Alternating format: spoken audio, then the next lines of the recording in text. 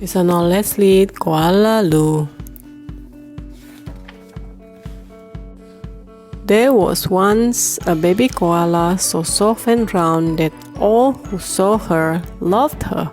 Her name was Koala Lou.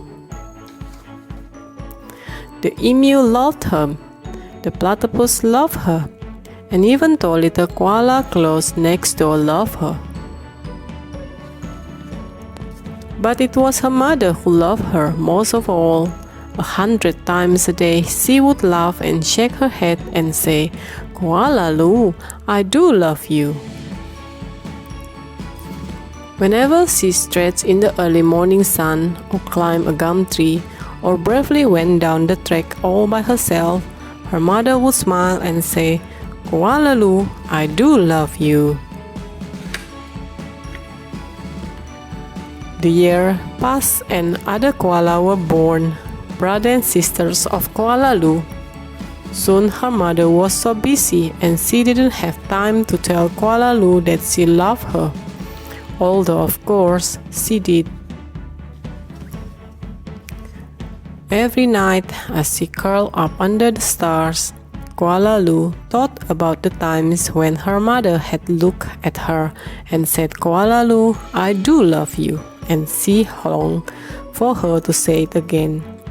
One night, Koala Lou had a splendid idea. Preparation had begun for the Bush Olympic. She would enter the Olympic. She would compete in the gum tree climbing event, and she would win, and her mother would fling her arms around her neck and say again, "Koala Lou, I do love you." Koala Lou began her training right away. She jogged and puffed and lifted weights and panted.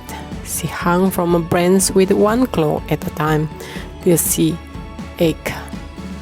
She did push-ups till her stomach hurt, and last of all, she climbed the tallest tree that she could find over and over and over again.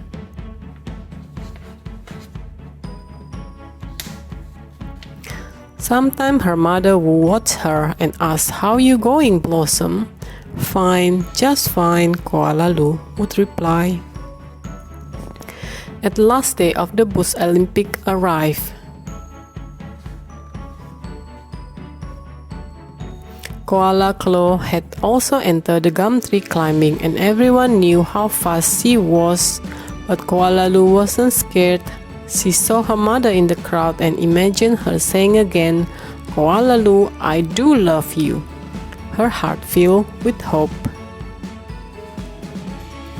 It was Koala Lou who went first. Her climb was a record-breaking 22 meters in 70 seconds flat. The spectators whistled and cheered and wildly waved their holiday hats. "Can I do better than that?" thought Koala Lou. "I must." As she stepped toward the tree, a hush fell over the crowd. "On your mark," said the kookaburra. "Get set, go!" Koala Lou leaped onto the tree. Up and up she climbed, higher and higher and higher, faster and faster and faster, until there she was, right at the very top. The spectators roared and clapped and stamped their feet. But she wasn't fast enough. In spite of all her training and all her hoping, it was Koala Lou who won the gum trees climbing. Koala Lou comes second. Koala Lou went off and hid. She heard the shout of the Bush Olympic and cried her heart out.